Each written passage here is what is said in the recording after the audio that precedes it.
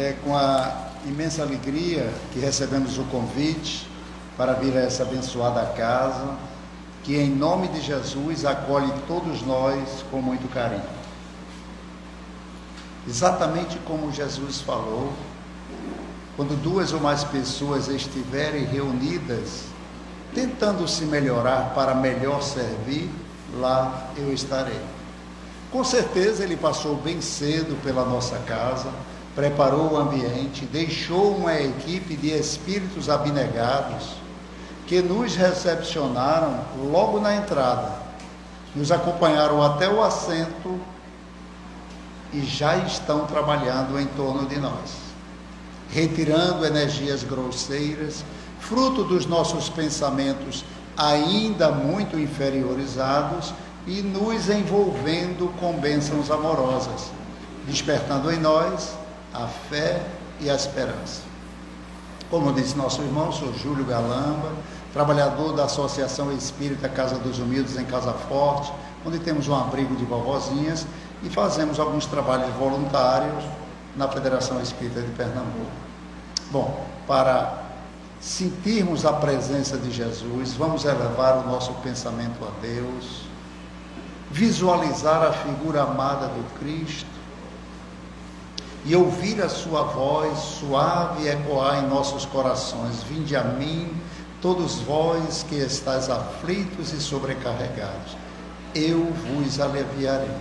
Aqui estamos nós, Senhor, confiantes de que a Tua presença despertará em nossos corações a fé e a esperança. Ajuda-nos, Senhor, a manter a concentração, a atenção, para que uma frase, uma palavra dita na noite de hoje seja a chave que precisamos para darmos início à nossa libertação. Libertação essa, Senhor, que somos escravos há séculos, mas o Teu Evangelho Redentor nos esclarece, nos motiva e nos convida à prática da caridade. Ser conosco, que a espiritualidade amiga aqui presente, os responsáveis pela condução dessa casa, possam, através dos nossos guias espirituais, familiares e amigos que tenham a permissão de estar junto a nós, nos envolvermos com o Teu amor. Assim seja. Bom, o tema de hoje é um tema muito importante. É um tema que Leon Denis fez um trabalho belíssimo na obra O Problema do Ser, do Destino e da Dor. Porque nós vivemos numa sociedade de muita contradição de equilíbrio.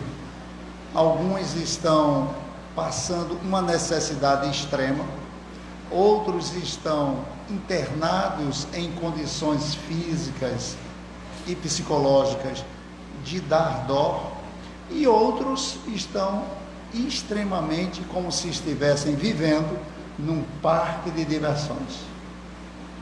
Pensando no amor de Deus, na justiça de Deus, sem a luz da doutrina espírita, fica muito difícil aceitar com razão, com lógica, com entendimento, que esse pai é bom e é justo.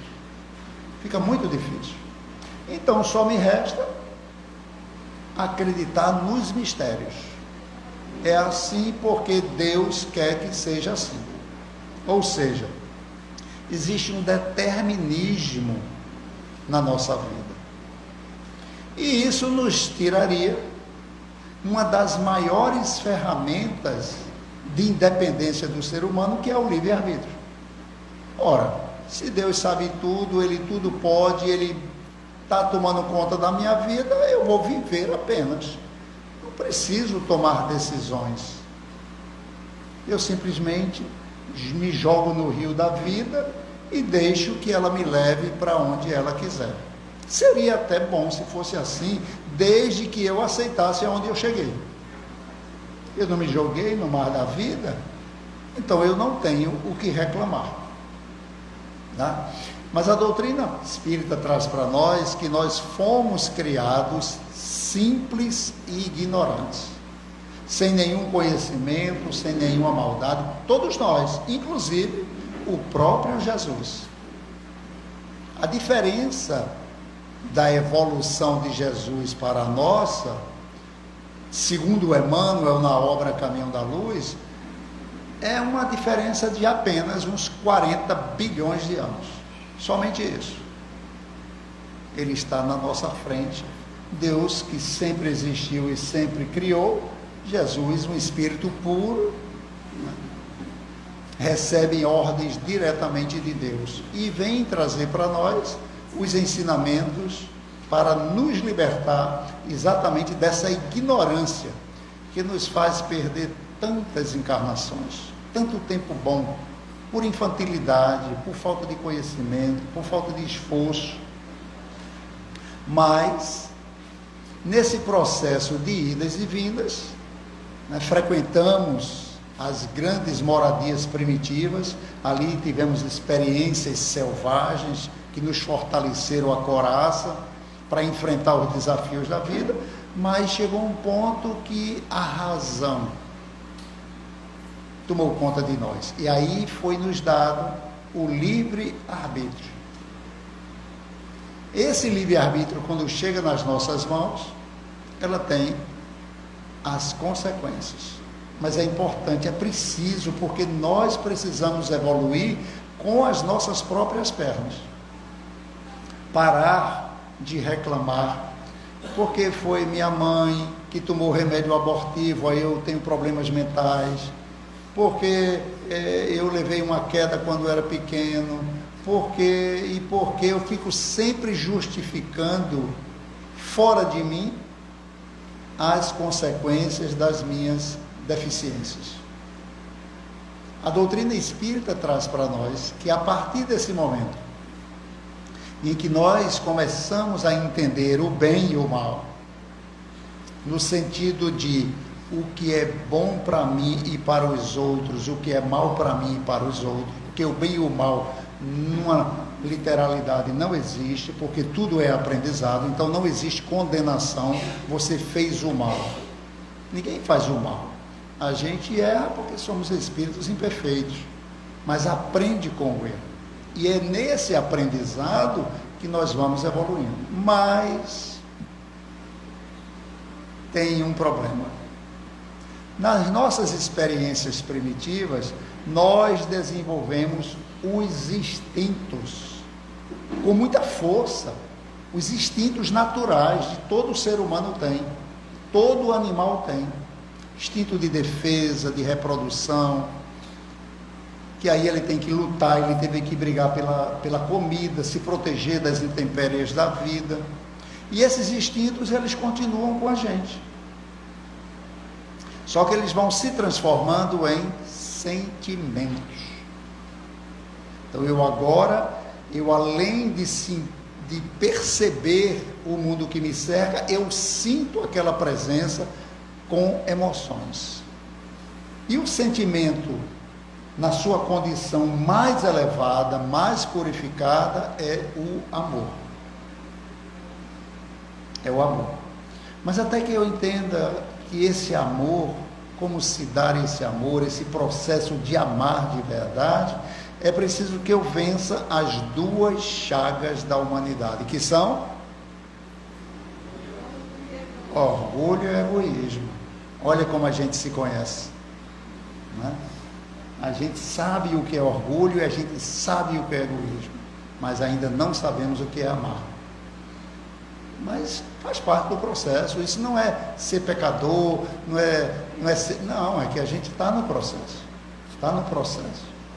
Então, numa dessas passagens, Jesus estava confabulando, ele tinha acabado de fazer uma cura, e os fariseus que viviam perseguindo ele, para pegar ele em alguma atitude contra Moisés, pergunta a ele, um doutor da lei, conhecedor da Torá, estudioso da Torá, qual o maior mandamento? Ele diz: amarás o teu Deus, ou seja, aquele Deus que você acredita, que você tem fé, com todas as forças da tua alma, do teu entendimento e do teu espírito. Mas Jesus é de uma bondade impressionante. Ele sabia a nossa dificuldade de amar a Deus, porque a gente foi educado, evangelizado para dizer que ama a Deus. Todo mundo aqui diz que ama a Deus. Você já viu Deus? Você sabe quem é Deus para dizer que ama Ele? Então, para facilitar a nossa vida, Jesus diz: e eis o segundo mandamento, que é semelhante ao primeiro: ama teu próximo como a ti mesmo. Ama teu próximo como a ti mesmo. Tão fácil, não? Tão fácil, tão simples. E por que a nossa dificuldade de amar o próximo? Orgulho e egoísmo. Como é que eu vou amar alguém que me feriu, que me fez o mal, que matou a minha família, que me expulsou de casa, que me abortou, que me fez cometer o suicídio, que me levou à loucura? Sim, mas essa pessoa agora está próxima de você. Então, ou eu sou cristão, ou eu brinco de fazer parte de uma religião. Não tem problema nenhum. Eu tenho que decidir o que é que eu quero para a minha vida. Sou eu que tomo essa decisão. Não é Deus, não é Jesus, não é meu guia espiritual, nem são meus pais. Essa decisão é minha, é o meu livre arbítrio.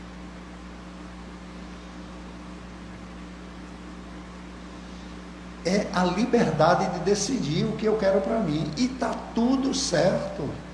Não tem nada errado. Os nossos preconceitos, os nossos atavismos é que nos levam a condenar a postura do outro. Ora, o outro é livre.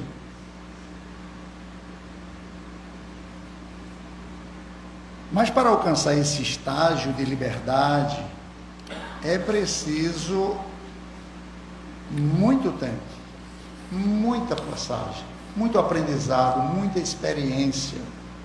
Porque nessa fase, essa liberdade nossa, quando ainda não temos maturidade, ela ainda não está totalmente à nossa disposição.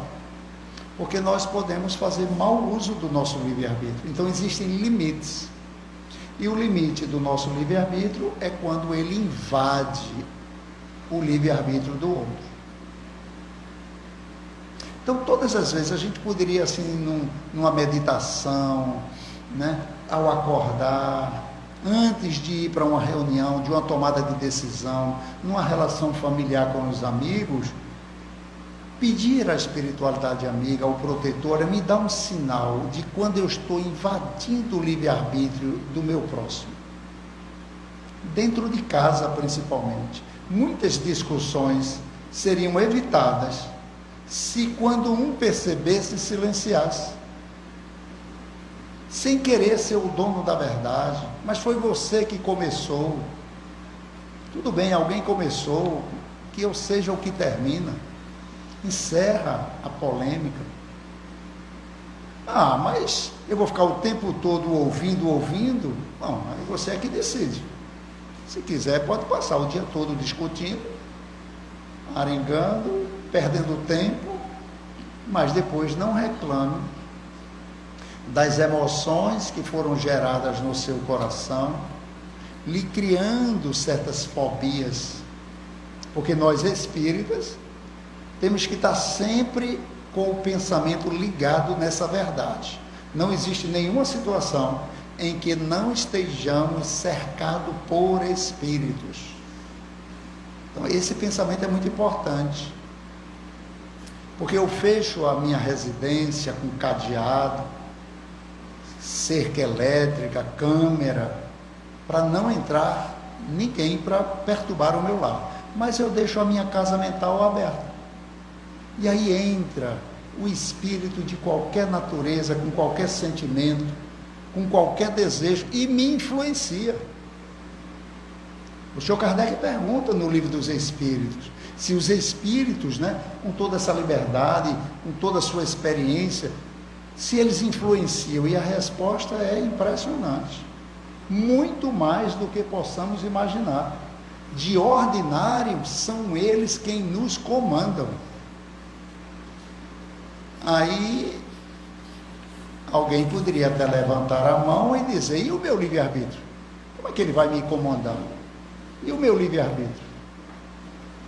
Ora, foi permitido por mim que ele invadisse. Quando eu perdi meu controle emocional, eu permiti que ele viesse me dar um suporte naquilo que eu estava com vontade de fazer. Então ele veio me dar um suporte, alguns intencionalmente, porque querem me levar à loucura, e outros por afinidade. Foi atraído, eu ia passando ali na frente, de repente eu fui puxado para dentro dessa casa e estou junto dessa pessoa. Muitos chegam assim nas nossas reuniões de desobsessão. Foi atraído naturalmente, como as mariposas são atraídas para as lâmpadas, naturalmente.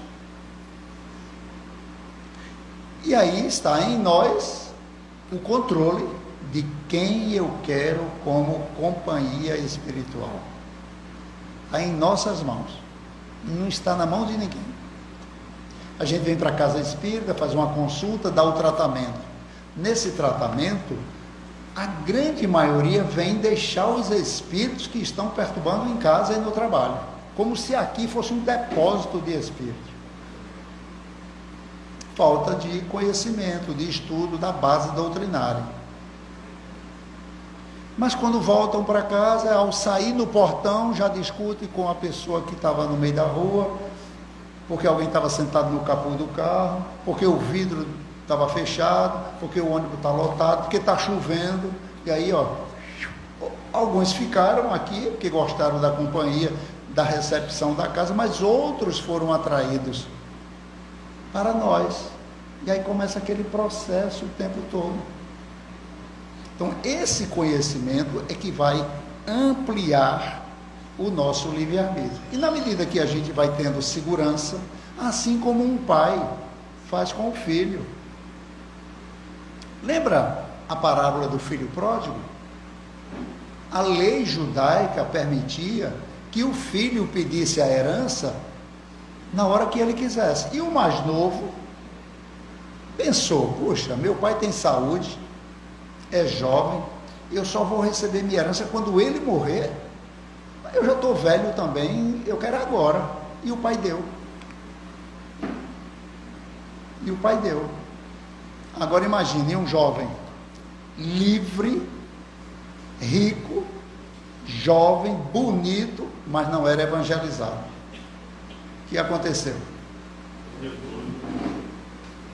Os aproveitadores da inocência dele, da falta de experiência, usurparam o que puderam, os prazeres da carne, porque a porta larga leva, e é natural que os instintos nos levem a aproveitar aquilo que eu estou sentindo e eu estou querendo.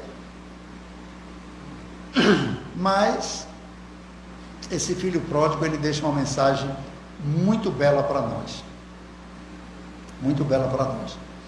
Quando ele está na sarjeta, percebendo o mau uso do seu livre-arbítrio, o quanto ele foi imprudente, inconsequente, leviano, ele, ao invés de enlouquecer, de se matar, ele se lembrou de uma coisa muito importante,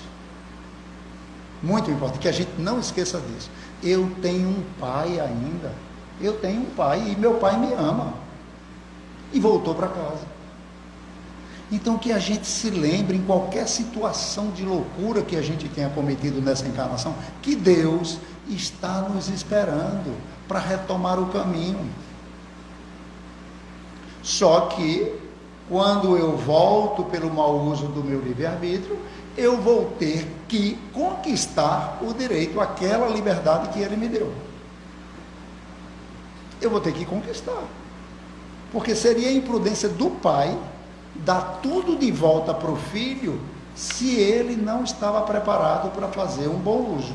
Ele vai ter que conviver com a falta, para desenvolver a experiência, a maturidade, e assim ele vai conquistar tudo de volta.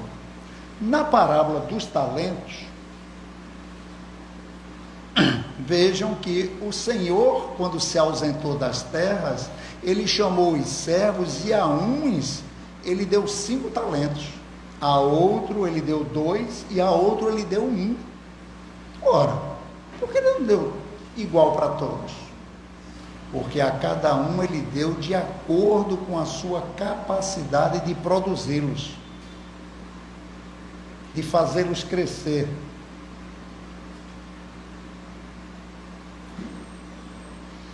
Mas mesmo aquele que só recebeu 1, não fez bom uso do talento que recebeu.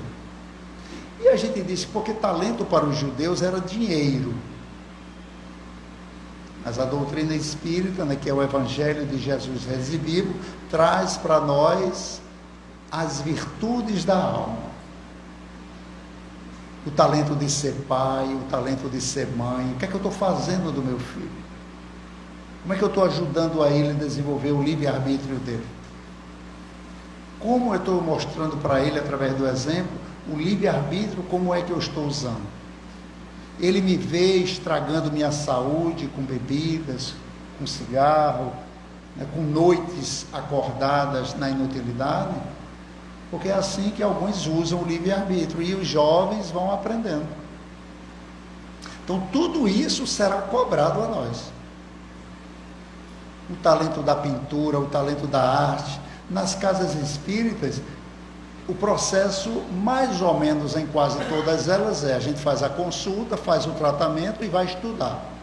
Depois do estudo, começa a surgir as tarefas mediúnicas, porque as tarefas de campanha do quilo, visita aos hospitais, psiquiatras, seja onde for, é qualquer época.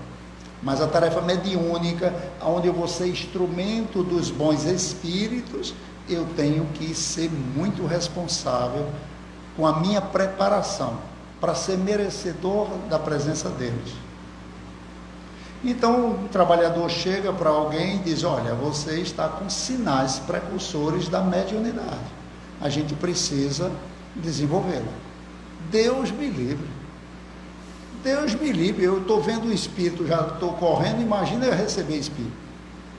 Ou seja, é um talento que você recebeu, que você já nasce médio, ninguém vira médio da noite para o dia, você já nasceu com aquele compromisso, e eu vou jogar esse talento fora. Só que tem um detalhe, mediunidade é uma ferramenta que possibilita que os desencarnados se comuniquem através de mim, através da vidência, da audiência, da psicofonia, da psicografia e etc. Essa ferramenta está comigo, eu já encarnei com ela. Aí eu não quero usar ela adequadamente. É um direito meu. Mas os espíritos levianos não querem saber disso, vão usar ela do jeito que eles quiserem. Os obsessores não têm pudor, não têm respeito, e vão lhe influenciar para que, no uso equivocado do seu livre-arbítrio durante a sua vida profissional, emocional, você tome decisões com a influência deles, que geralmente nos levam a decepções. Então tudo isso é esclarecimento, conhecereis a verdade e a verdade vos libertará. Palavras de Jesus. Quem eu sou, de onde eu vim, o que eu vim fazer aqui e para onde eu vou. Então essas idas e vindas a gente já fez milhares de vezes, centenas e milhares de vezes. E usando muitas vezes corpos diferentes, vestindo uma roupa masculina, vestindo uma roupa feminina, uma roupa escura, uma roupa clara, uma roupa alta, uma roupa baixa. A roupa cheinha não, é o livre-arbítrio na mesa, né? A roupa cheinha é o livre-arbítrio na mesa, né?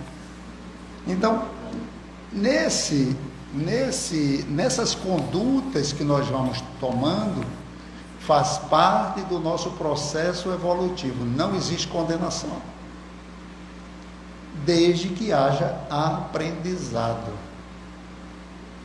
Tudo bem, aí eu desencarno e vou ser julgado por quem? Aí o senhor Allan Kardec deixa bem claro: pelas leis de Deus. A lei de amor vai se confrontar com o mau uso do meu livre-arbítrio e vai despertar em mim os meus equívocos e os meus acertos. E isso vai trazer um conforto ou um desconforto. Só que o processo de reequilíbrio demora muitas encarnações.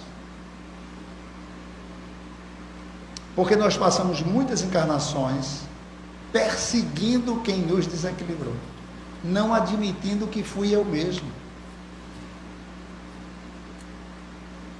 Já fomos recebidos em muitas reuniões mediúnicas nesse mundo inteiro como obsessores, perseguindo alguém, querendo se vingar, porque nós ainda éramos geridos pela lei de Talião, olho por olho, dente por dente. Se só fosse olho por olho, dente por dente, até que estava de bom tamanho. Tudo bem que só iria existir cegos e banguelos no mundo, mas as pessoas, quando querem se vingar, se vingam com o dobro da raiva, né? Com o dobro da raiva. E isso é herança da nossa vivência judaica, porque se alguém entrasse na sua tribo e roubasse uma ovelha, você juntava seus guerreiros, invadia a tribo, roubava todas as ovelhas, destruía todo mundo, e você não tinha sido injusto, você tinha sido forte, defensor da sua honra, do seu direito.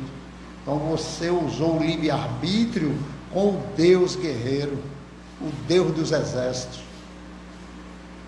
Por isso que Jesus foi tão perseguido. E até hoje, as atitudes cristãs ainda são vistas por algumas pessoas, mesmo que frequentem um centro espírita, uma igreja evangélica, católica, ou qualquer outra denominação, como sendo atitudes covardes. Pô, o cara bateu em mim e eu não fiz nada. Isso é uma covardia. Puxa, fiquei com medo dele porque era grande, foi. Não, puxa. É porque aquele problema ali já foi o suficiente para eu continuar a minha vida sem mais problemas, sem maiores problemas. Então, essas reflexões vão nos amadurecendo, vão nos fortalecendo e ampliando o nosso livre-arbítrio.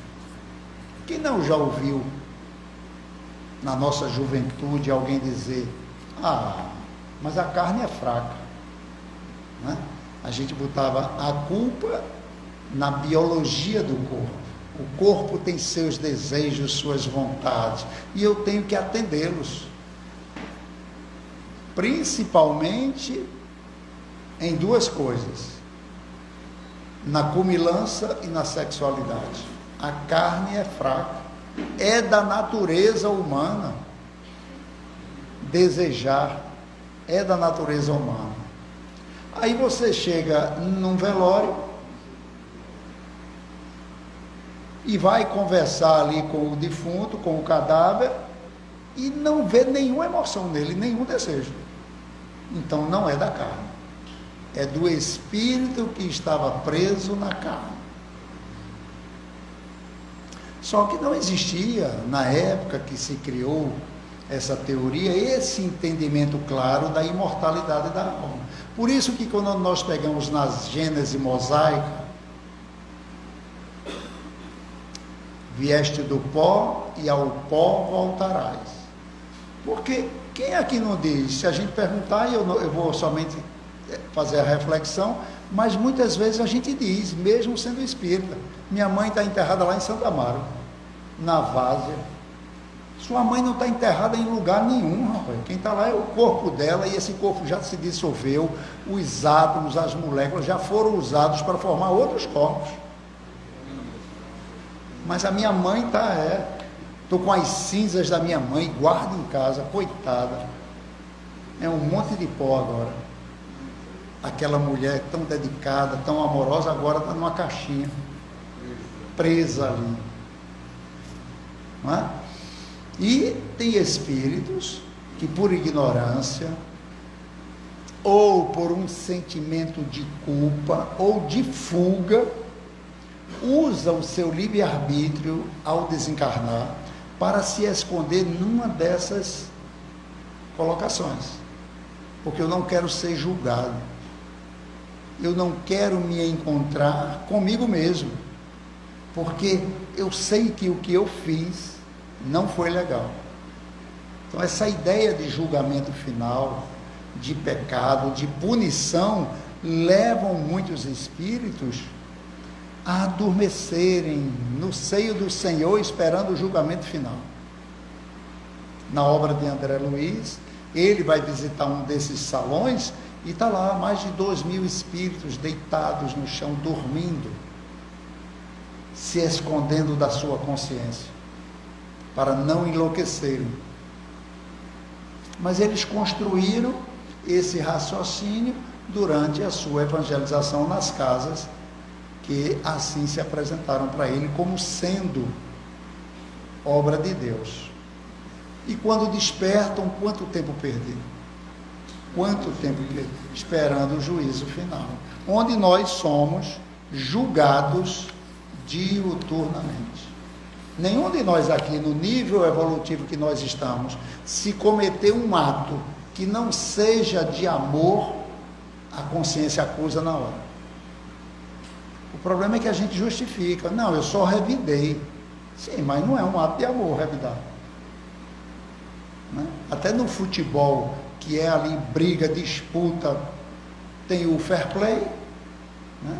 Que é você não revidar a violência, né? Dar ao outro a oportunidade de consertar o mal feito. E na nossa vida de relação a gente para muito pouco para pensar sobre isso, né? Então, o espírito reencarnou e ele traz um instinto assassino. Ele reencarnou e traz esse instinto. Veio numa condição que iria lhe propiciar a oportunidade dele cometer as mesmas loucuras do passado. O orar e vigiar dele é quem vai lhe dar segurança de vencer essas tentações. Porque nós estamos agora, saímos daquele mundo primitivo e viemos para o mundo de prova e expiação. No mundo de prova e expiação, nós vamos provar que vencemos aquela falha moral, o mau uso do nosso livre-arbítrio. Nós vamos ter que provar para quem? Para nós mesmos, para a nossa consciência, para que eu tenha segurança sobre mim mesmo. Quem assistiu o filme Divaldo, o Mensageiro da Paz, lembra que ele começou a visitar um prostíbulo com o seu companheiro de trabalho, jovem também como ele. E quando o amigo dele entrou, como é o nome dele? Nilson. Entrou, obrigado. Entrou com ele ali no ambiente, ele foi reconhecido pelas mulheres. Oi, Nilson. Aí Divaldo olhou para ele. Ele era frequentador, né? Depois que o trabalho foi apresentado a ele, Joana de Ângeles orientou a Divaldo que não levasse Nilson, protegendo ele, os instintos dele, né? Ainda estavam se amadurecendo nessa área sexual. Então evitar até ele amadurecer, e depois ele entrou e fez um trabalho belíssimo com Divaldo. Mas isso que nós temos que estar atento, usar o nosso livre-arbítrio para nos proteger de situações ao qual nós não temos segurança se vamos fazer o melhor para nós e para os outros. Isso é maturidade espiritual. Não é fuga, é respeito a você mesmo. é respeito a você mesmo. E muitas vezes, pela nossa incapacidade de meditar, de manter foco, concentração, a gente está aqui numa assembleia como essa e vem um pensamento lá em casa, um pensamento no trabalho, de repente eu dei uma fugida assim, aí retomei para a conversa, essa falta de foco, essa falta de concentração, que nos leva a dar esses devaneios. Mas só que numa saída dessa, pela falta de controle, eu posso me demorar a voltar. Principalmente, que é uma outra coisa que a doutrina espírita traz para nós. O espírito não dorme. Isso é muito sério. Muito sério. O espírito não dorme. Quem descansa é o corpo. Ele precisa se refazer do desgaste do dia a dia. É ali onde ele se reequilibra, 7, 8 horas de sono, onde os hormônios se equilibram, todo o sistema cardiorrespiratório, para ele acordar disposto para o próximo dia. E o espírito vai para onde? Aí Jesus diz, onde tiver o teu tesouro, lá estará o teu coração. Então nós somos responsáveis também pelo uso do nosso livre-arbítrio fora do corpo. É a mesma pessoa. E para onde eu fui?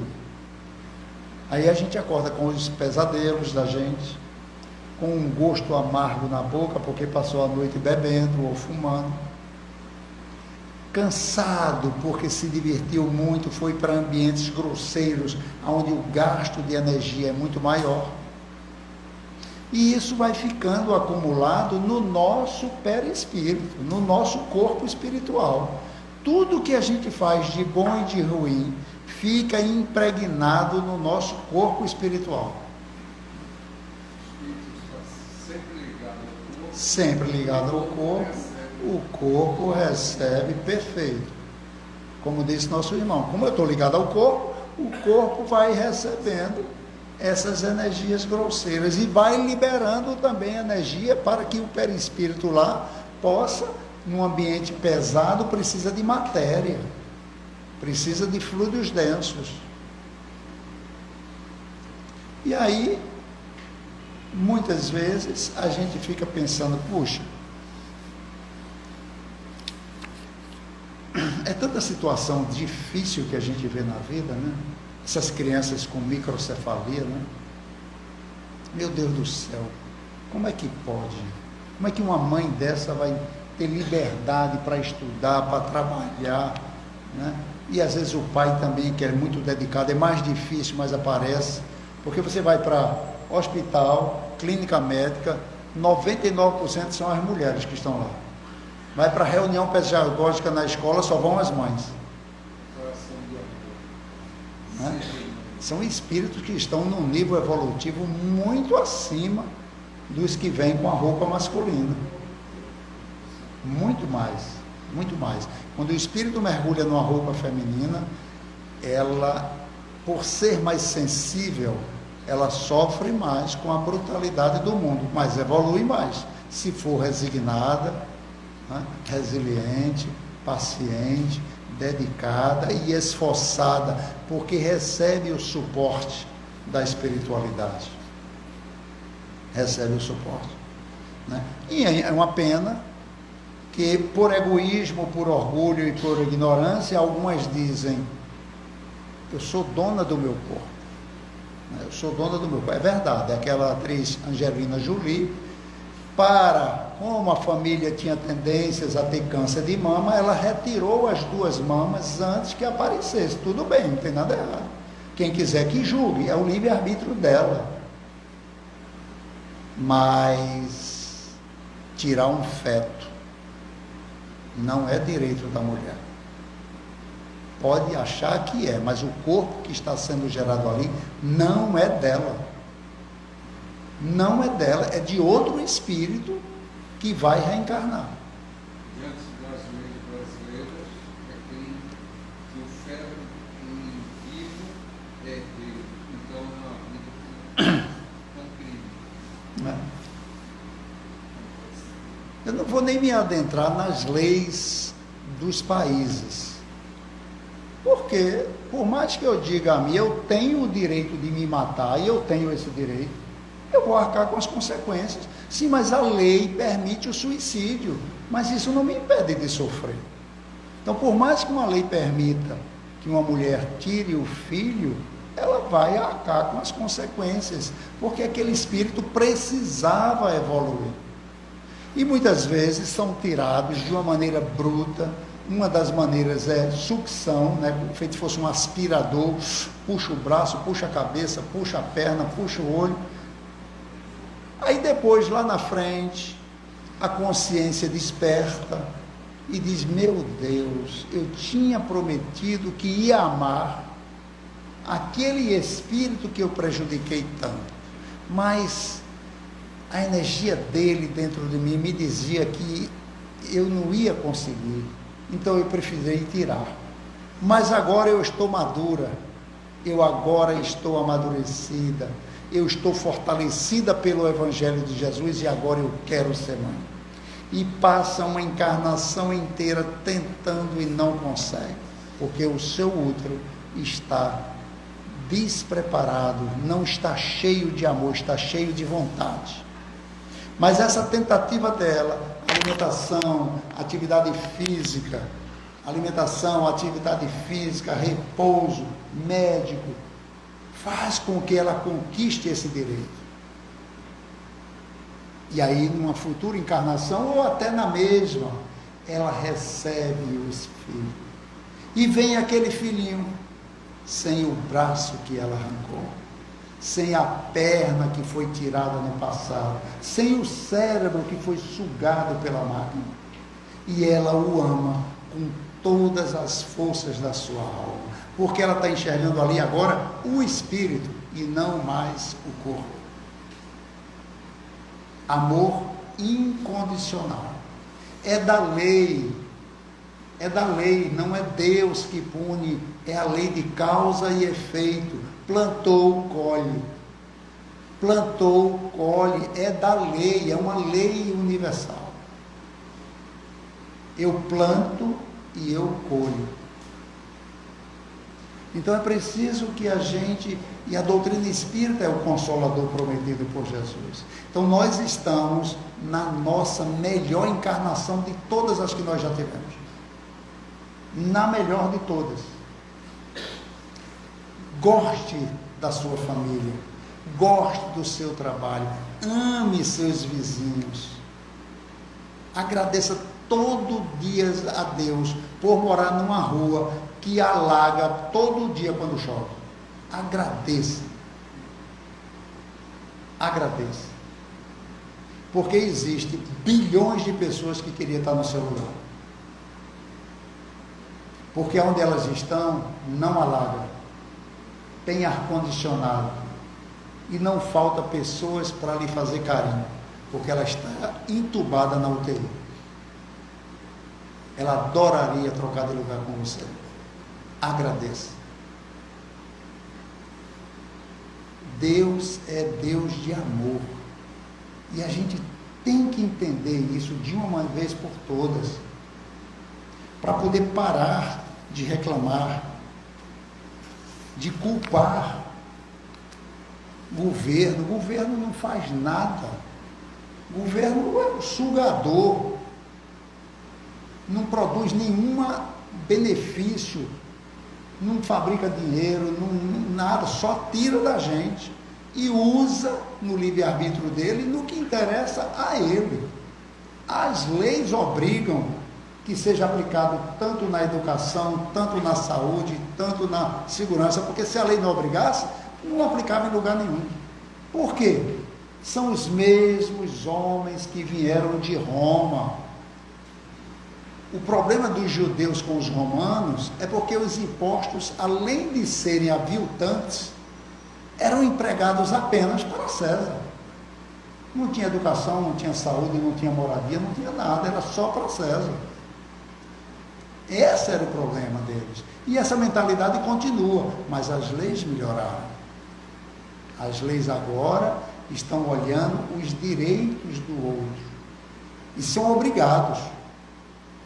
E a cada governo, ela vai sendo ampliada, e tenhamos muita certeza que dia chegará que eles serão tratados iguais a nós, como gente normal, como pessoas normais, e não como deuses.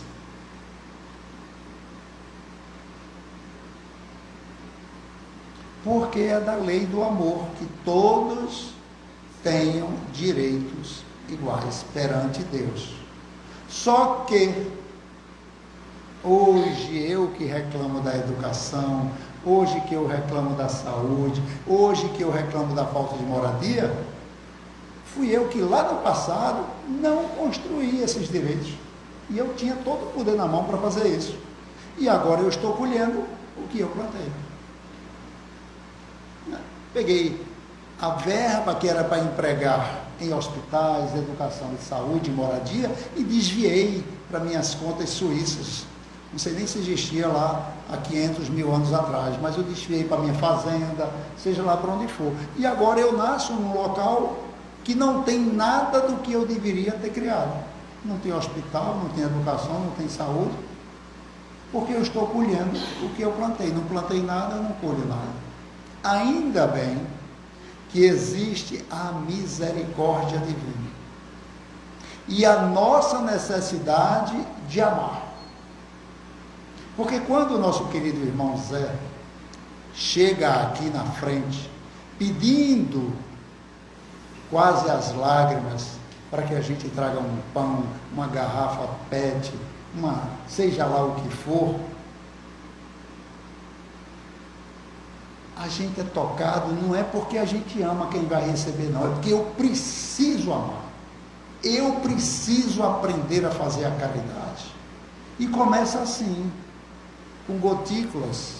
Ninguém começou, mas ela começa com muito amor. O óvulo da viúva.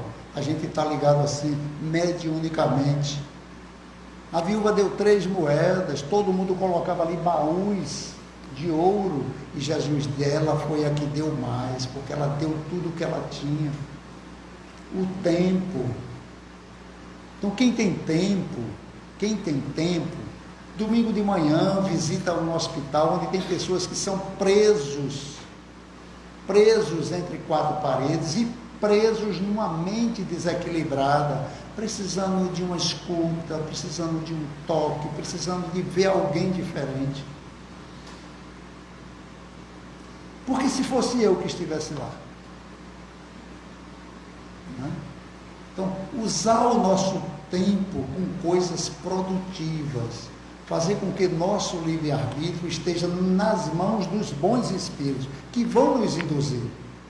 Porque todos nós aqui somos espíritos com virtudes que precisam ser afloradas, que precisam ser despertas, mas é preciso querer, é preciso ter vontade firme. Então a humildade é o sentimento que mais nos aproxima de Deus. Porque às vezes a gente é tomado assim de uma vontade de fazer um trabalho social. Eu tive uma intuição, eu agora vou e tal, começa com aquele fogaréu, 2 meses, 3 meses, para. Comece se engajando no trabalho de quem já está ali há 10, 15, 20, 30 anos. Vá como voluntário. No começo vão pedir para você só carregar a sacola, só para servir o copo. Não tem problema não, mas vá aprendendo, vá se envolvendo, e o seu guia espiritual vai despertar em você outras potencialidades. Trabalhei em equipe, todo mundo é importante. Todo mundo é importante, não é? Então, a posição social, às vezes, ela pode criar para algumas pessoas um obstáculo, não é? Se é uma pessoa de uma posição social notória, não é? E não pode, né, estar se expondo em certos ambientes, porque o mundo ainda tem pessoas maldosas que vão se aproveitar da sua inocência, né? Da sua distração, da sua falta de conhecimento, né? Às vezes a gente vem andando no meio da rua e de longe a gente sente que vem um perigo, numa moto, numa bicicleta ou a pé, e aí você volta para casa ou atravessa e vai embora. Mas tem gente que, por viver cercados de proteção e de ambientes que essas coisas não existem, não se sente seguro, e isso não é imprudência, isso é prudência. Por isso que é importante ir em grupos, porque todo mundo conhece, já conhece aquela comunidade, a comunidade já lhe conhece. Isso é muito importante, trabalho em equipe, né? O mau uso do nosso livre-arbítrio, não importa como ele foi feito, ele vai nos trazer consequências. Mas o apóstolo Paulo, ele foi muito fiel a Jesus quando ele consolava as igrejas de Cafarnaum, de Etiópia, né, dos Filipenses, de Filemon, porque Paulo escreveu as cartas dele numa das situações mais difíceis da vida dele. Ele estava preso. E ele ficou preocupado, como é que eu vou agora? Porque quando ele criou as igrejas para os judeus que tinham se convertido ao cristianismo, essa conversão é feito o que está acontecendo aqui com a gente. A gente veio da igreja católica, na igreja evangélica é mais difícil vir, mas sempre tem um ou outro que vem, né? Porque foi colocado lá na cabeça dele que espiritismo é coisa do Satanás, do demônio, então ele vai procurar outras coisas menos a doutrina espírita. É compreensível. Mas o católico não. O católico é mais fácil, porque ele não ia para lugar nenhum mesmo, ele só era católico. Católico é assim, eu sou católico, não precisa ir para lugar nenhum.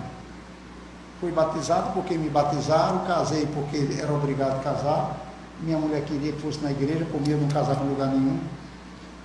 Geralmente é assim, né? Não tem aquele despertar de consciência, a não ser para os que realmente já têm aquela tendência e se envolvem para ser voluntários dentro das igrejas, faz as leituras, né? As leituras, ajuda ali na arrumação, alguma coisa.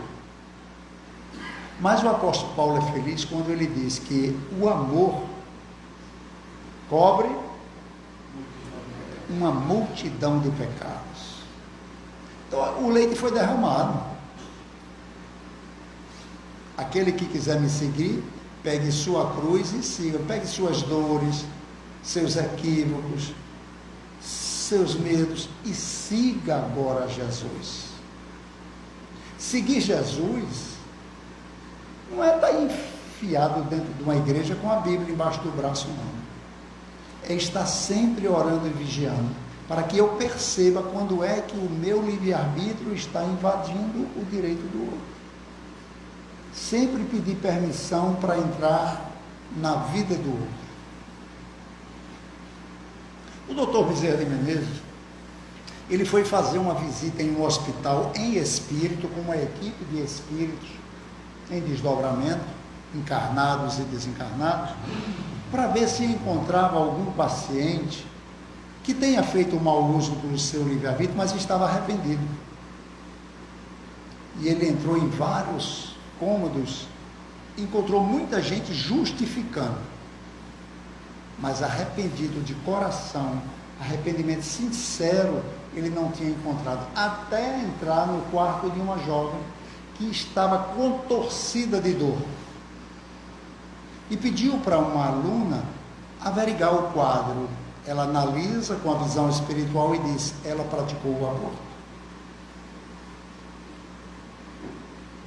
E o espírito está deitado na cama ao lado dela, o que foi abortado. Mas o que está provocando a dor nela não é ela ter praticado o aborto, é que ela está condenando o jovem que a engravidou. Ela era noiva, casamento marcado, nessas cidades longínquas do interior, feliz da vida, ia casar com um homem que a amava assim, com tudo. E quando ela era bem jovem, seus 12 anos, e aí ninguém esquece o primeiro amor da vida, ela foi namorada de um jovem que partiu da cidade e foi embora, e agora apareceu na cidade. E quando ela o viu e ele a viu, despertou nos dois aquele sentimento do passado. Mas ela disse que tinha compromissos, mas ele era muito experiente e não tinha nenhum pudor e tinha desejos carnais por ela. A envolveu de tal maneira que ela cedeu aos encantos e ele foi embora.